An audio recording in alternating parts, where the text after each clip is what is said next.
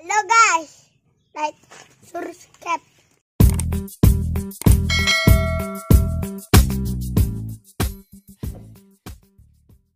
Guys, kita sudah nyampe ini di Pendopo Agung Pura Majapahit Museum Sepeda. Nah, ini tuh di sana itu turun. Di sana ada. Oh. Lihat. Ada seperti kolam ya. Kolam besar, telaga besar di sana, guys.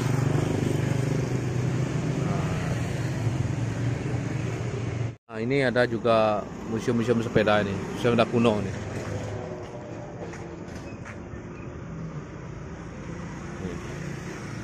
Tuh, Surjo Putro Langit, SK Menkumham. Nah, itu ada SK Menkumham ya, guys.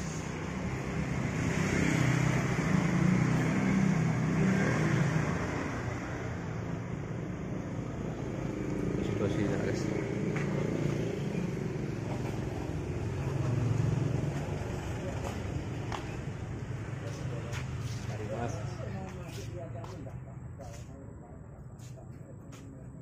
Mau lihat kacamata itu rame sekarang ini ada acara gitu ya. Nah, di sana itu ada pura dalam ya. Ya, Kalau di sana ada pura dalam ya, ini pura dalam ya. ini ke sana itu berapa? Pura dalam ya dari sana. Kalau di sana itu pura pusah ya. Pura di sana. Pura desa. Oh, di belakang pura dalam itu pura desa, pura pusah ya. Ini. Belakang. Oh iya, iya. Dan ini ada, guys, tuh. Nah, itu yang di pojok itu ada bekas kereta itu yang umurnya 1 abad lebih, guys. Oke, ini, guys, penjelasan dari Majapahit zaman dulu.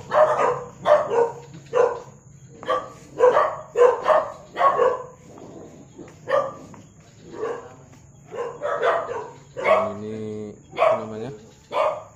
Apa namanya ini? Komandonya Bung Karno yang kuning. Yang kuning. Oh, ini tongkat komandonya Bung Karno nih, guys.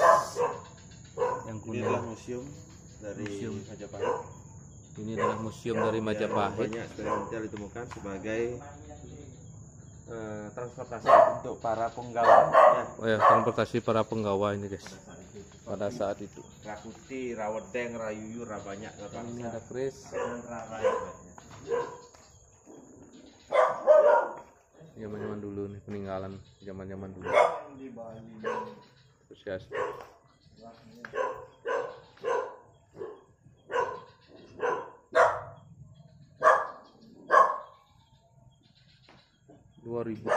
Oh, ada itu. Nah, ini Bung Karno dan keluarga. Ini peninggalan beliau ada di sini mungkin ya. Ini ada kamera-kamera yang zaman jadul dulu. Ada keris-keris juga.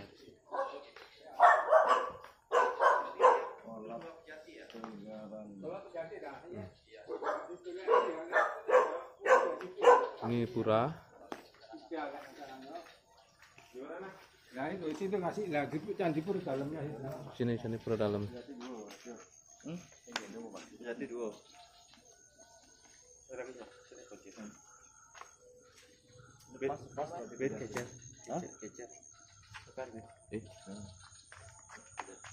Dan ini pura. Agak malam kita, guys. Kemalaman tak kelihatan.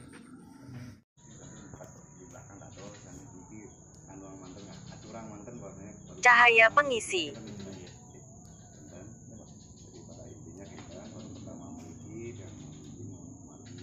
Nih, jadi. Artinya dikit ada ngaturang mantan sebanyak kali terakhir sekali atau gitu bang mantan.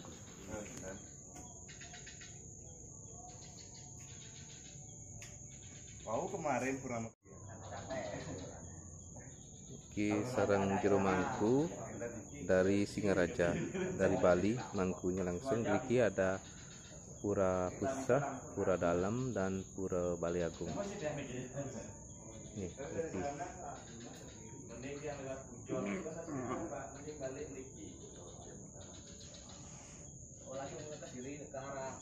ini pura yang ada di Jawa nih.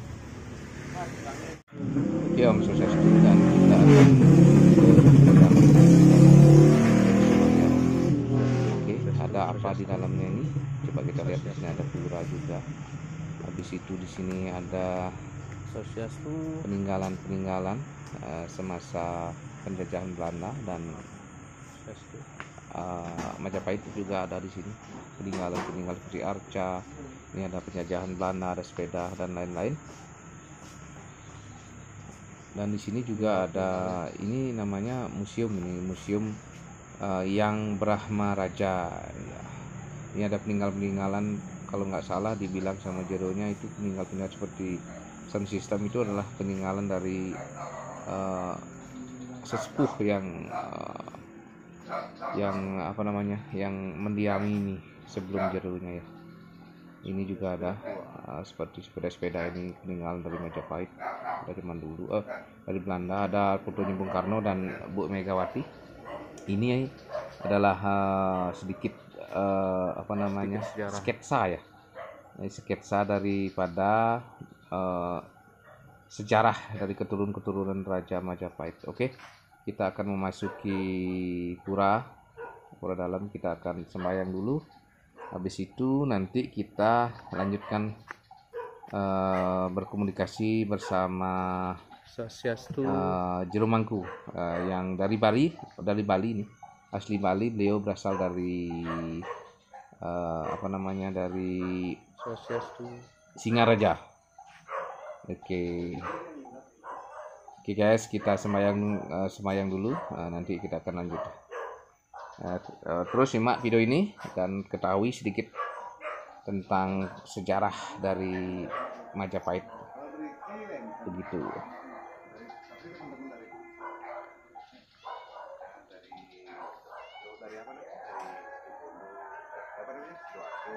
Surabaya. Nah, lumayan nampak lah zaman. Jawa Tol. Oke, kalau kita tuh.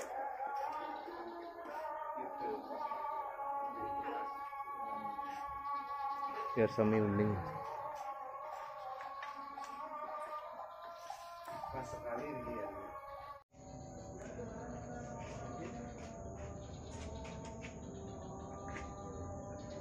Keluar dulu nih, keluar ya.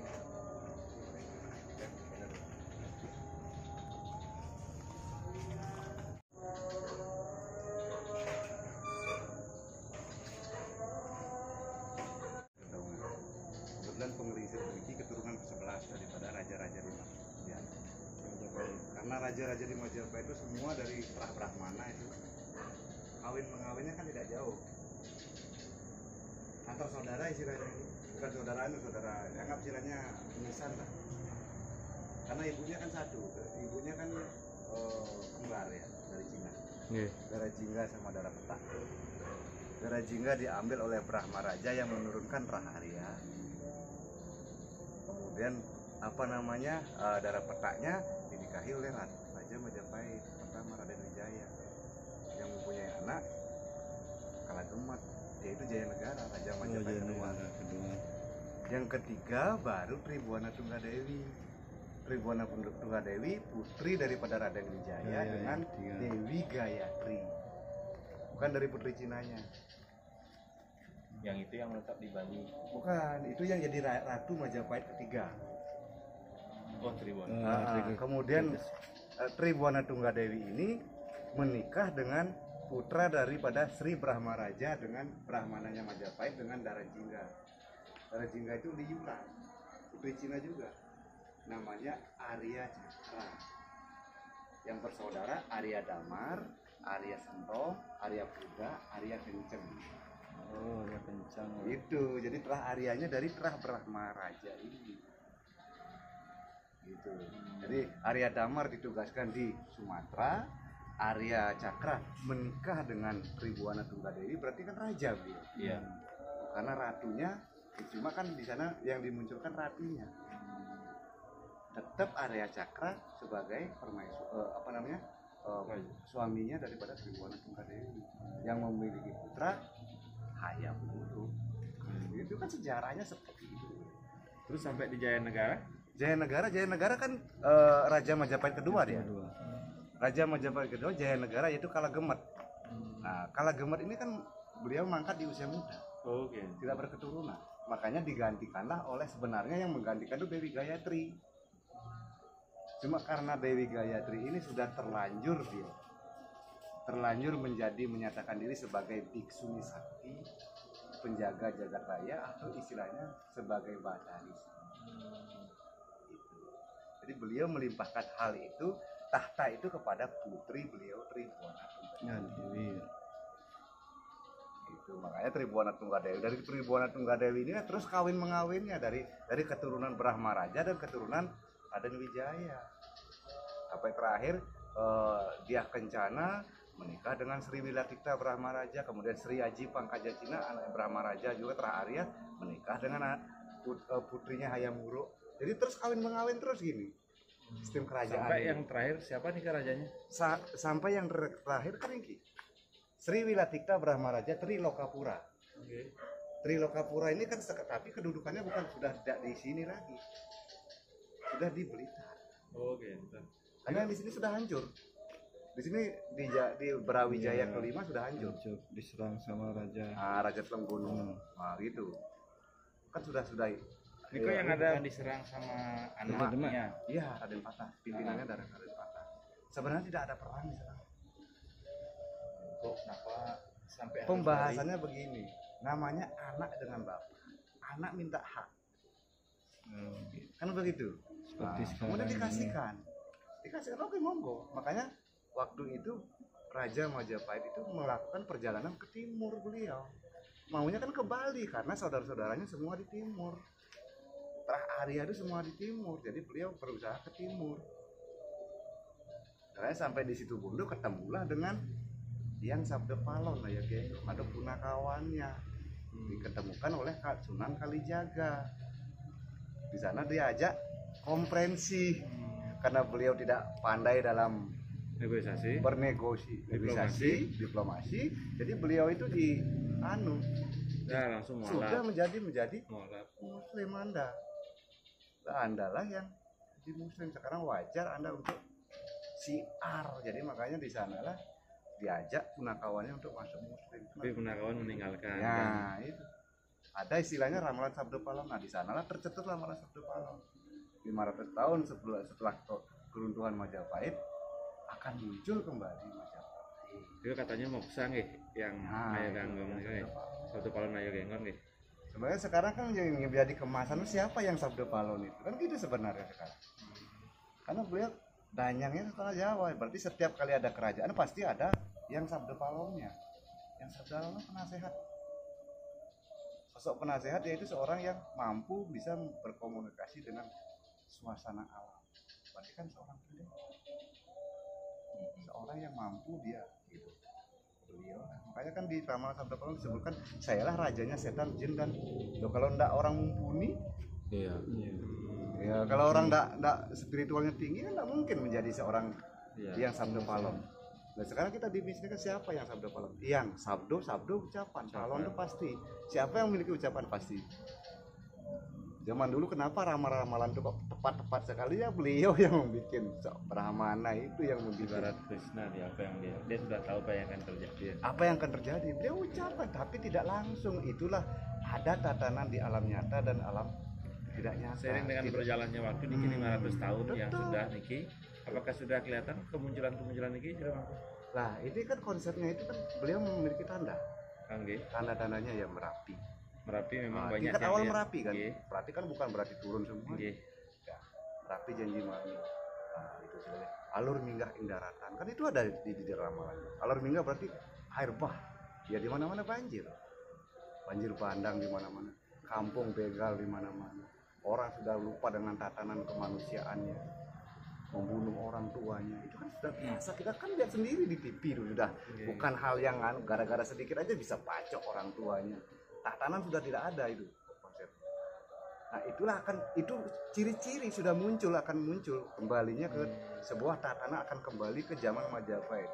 Jika kembali zaman Majapahit bukan berarti kerajaannya yang kita kembali, Tapi bukan itu. tatanan, munculnya seorang pemimpin yang nantinya menata itu nih. Itu nanti kita akan ditata di sana. Karena di zaman Majapahit kita memiliki konsep tatwa Tatua sudah jelas sejarah. Jangan pernah sekali-sekali melupakan sejarah, kan Bung Karno sudah. Iya. Etika, kita punya etika kepada orang tua, itu etika orang timur. Nah, kan bahasanya orang timur, apalagi wah Jawa temen wong iki, nah, orang Jawa seperti itu, berarti etikanya luar biasa. Nah, upacara ini sebagai sarana pendukung ucapan terima kasih kepada. Nah, seperti tadi kan kita setia ngatur seperti itu karena kan baru datang. Ya minimal ada rasa permisi dengan sarana. Selain hati yang tulus, tapi kita simbolkan dengan sarana memang jakti-jakti yang madak tangkil meriki kajang hidup bertaruh tadi kan seperti itu. Kalau di sini kan karena sudah kemarin upacara, yang anggap beliau sudah mendapatkan anggap istilahnya ucapan terima kasih yang banyak dari umat kan seperti itu. Nah, kita lanjutkan sekarang ke Pusa. Nah di Pusa ini kan tempat Batara Wisnu. Kalau zaman Majapahit siapa yang bergelar Batara Wisnu? Ya raja. Raja itu Batara Wisnu gelarnya. Siapa yang duduk di tahta kerajaan, beliau lah bergelar sebagai Batara Wisnu. Makanya gelar beliau adalah kalau Arya Cakra Sri Kertawardhana Wisnu Wardhana, pasti isi Wisnu. Bukan, tapi jangan salah loh. Jangan kita harus bisa membedakan antara Dewa Wisnu dengan Batara. Ya. Konsep kita di timur ini kita ya. Sebenarnya ya konsep kita Batara. Itu bedanya. Beda. Jadi jangan disamakan. Kalau Dewa Wisnu kan sinar ya bersinar suci lah. Kan seperti itu. Tapi kalau Batara, seseorang yang sudah melalui proses beliau duduk di tahta sebagai Batara Wisnu, kemudian meninggal mangkat di upacara serade. Upacara kalori rati ngabab dan belinggihan beliau kan mengikuti Dewa Titisan. Kan bilang Batara Kawitan. Nah, Batara Kawitan itu bisa ke Wisnu, makanya kita ada Rompige. Sebenarnya Rompige itu maknanya seperti itu. Tiga Batara Guru ya? Ya Batara Guru kan Brahma Wisnu Siwa. Ya. Lah, kita tahu nggak leluhur kita ada yang seorang pemimpin, ada seorang pencipta. Jakti. Ya mohon maaf, ada yang seorang balian, seorang penyembuh. Penyembuh kan pelebur, Pak. Jangan salah, pasti ada itu. Coba kita teliti semuanya itu pasti ada. Nah tadi balian pasti ada. Jakti. Jangan dibilang pelebur perusak loh. Mohon maaf. Enggak. Begitu. Pasti konsepnya itu ilmiahnya, Pak. Gitu istilahnya. Tapi kalau secara detailnya kan kita ada. Makanya itu udah membedakan antara di Jawa dengan Bali. Kenapa sistem di Jawa ini dicakok ke Bali, dikasihkan di Bali, kemudian diolah dengan sastra-sastra, dikembangkan lagi. Karena kita di Bali semua dari sini. Kitab Sutasoma kan sudah menjelaskan. Sira empu puturan ingaranan empu Raja Kerta. Anggawi pariangan kabeh sanika gawu wit Majapahit kaunggahang dari Bali kabeh. Semua tatanan di Majapahit ada di Bali semua. Dari tingkat Semua keluarga kita kan di Bali, desa, makanya orang Bali itu jendelanya Majapahit. Syukur jendelanya masih terbuka, pintu sudah tertutup rapat. Orang kan bahasa kan seperti itu. Pintunya kan di sini dihancurkan, kan tertutup. Orang tidak tahu tentang Majapahit. Apa Majapahit? Oh, taunya saya keturunan Majapahit. Ya Majapahit keturunannya banyak. Mohon maaf, raja permaisuri 1, selir bisa 100. Anak selir juga anak raja loh. Iya benar. Ya kan? Benar. Anak selir anak raja. Jakti. Jadi mau ngambil dari mana? Tapi kan tatanan pentingnya ini kan dari mana ngambilnya? Makanya beliau yang di sini, yang Brahma Raja di sini berusaha. Karena beliau sering diundang kemana, ke Netherlands untuk membacakan kitab kita, ke Cina. Cina di Cina itu lebih banyak buku-buku tentang kita itu di sana. Yang ketertarikan yang di sini kan bukan masalah spiritual, mohon maaf, yang bisa nabi. Cuma dia karena ingin menggali apa sih sebenarnya Majapahit itu sebenarnya dasar utama yang awal sekali. 20 tahun yang lalu yang di Bali. Ingin saya tahu ketemu dengan beliau, apa sih beliau tetap Majapahit. Apa sih sebenarnya Majapahit itu? Dari SD yang tahu Majapahit. Tapi tidak yang ingin tahu seperti apa Majapahit. Oh, ternyata Majapahit. Tatanan ini kaitannya kuat. Bukan hanya Bali saja. Kaitannya bisa Kalimantan, ke sana kemari. Bahkan mohon maaf, turunan Majapahit ada di Jerman. karena perjalanan Majapahit dari Madagaskar sampai Afrika. Dan Majapahit lah penemu benua Amerika satu-satunya yang pertama. Tapi bukan Amerika namanya dulu, namanya Purwa Bumi Kamula. Amerika sekarang. Amerika Bukan Columbus. bukan, penemu Columbus itu setelah ditemukan oleh makanya suku di sana ritualnya, coba lihat ritualnya sama seperti kita. Iya. Pemuja leluhur dia, suku pedalamannya. Itulah suku-suku awal yang ditemukan yang karena Indian zaman dulu. iya, itu konsepnya karena dulu Majapahit menyeberangi ingin siar ke seluruh Nusantara, ke seluruh dunia itu tidak dengan perang, dengan di sistem diplomasi, kawin mengawin, Mbak. Jadi semua masyarakat, siapa yang mau ikut di sini itu ada, turun di Madagaskar, turun dia ada. Siapa yang kamu menikah di sini, silakan menikah, turunkan. Tapi ajari sebuah etika di sini, tatanan di sini. Seperti ini. Oh. Iya, Pak. Coba tanya aja Jerman. Terah apa kamu? Keturunanmu apa? Terahmu gitu. Terah Arya gitu. Karena dia sempat ke sini membawa tokoh arkeolog dari sana. Terima kasih sudah nonton.